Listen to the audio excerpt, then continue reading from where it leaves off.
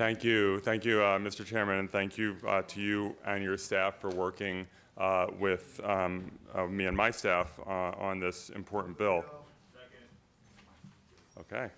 SB 829 creates a new license to exempt long-standing compassionate care cannabis programs from paying the excise and cultivation taxes on cannabis that they donate at no charge to low-income patients, people living with HIV, cancer, glaucoma, other healthcare conditions, allowing them to donate the cannabis, the medicine, without having to pay taxes.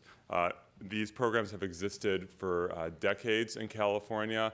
I don't know if they started, but they started in a more significant way during the height of the HIV/AIDS epidemic, where people were just so sick and there was no effective treatment, and cannabis helped them to feel better.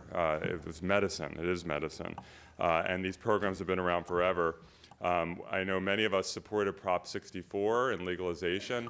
I don't think the voters ever intended to basically shut down these collectives. And what's happening right now, these organizations, they don't charge any money, they have no revenue, yet they're expected to pay excise and cultivation taxes. They are shutting down, and they will continue to shut down, and people will not have access to their medicine.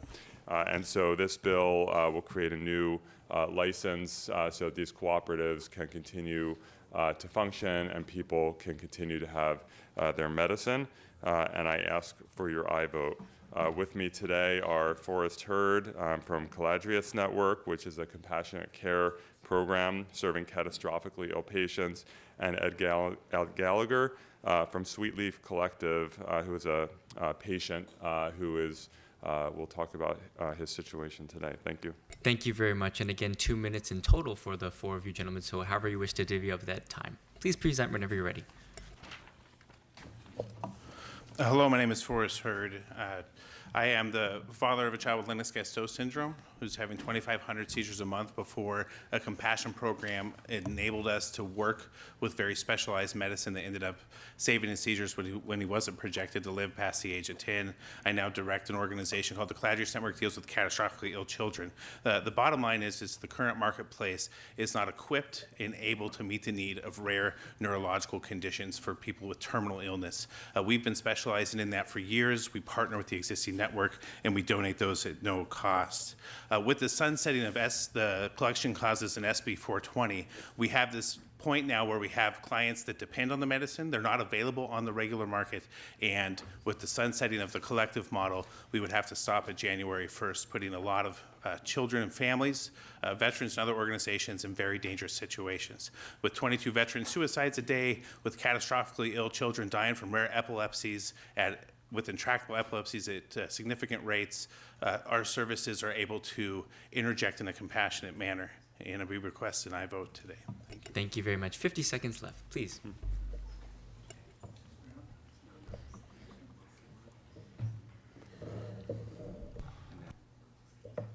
You said he just has 50 seconds? Okay, 50. It's right in front here. It's right. Put my hand right here. Good morning, Mr. Chair. My name is Ed Gallagher. I'm a resident in San Francisco. I got infected with the HIV virus about 35 years ago. And since then, through a whole bunch of different illnesses, I've gone blind, and now I've just been recently diagnosed with cancer. I'm sorry, I'm under a lot of medications now. I'm having a hard time. Anyway, about 10 years ago, Sweet Leaf was giving free medical marijuana because I couldn't afford it. And it's about the only thing that's been able to keep me alive because of the various illnesses I've had. I can't eat very well, and I'm losing a lot of body weight, and I'm losing energy. Since January 1st, there's no more medical marijuana for free. And being I'm on a limited budget, I don't have enough money to pay for it, and through some of my friends are able to provide it for me. But otherwise, I'd be dead if it wasn't for medicinal marijuana. And I really appreciate everything that Sweet Leaf has done. Thank you.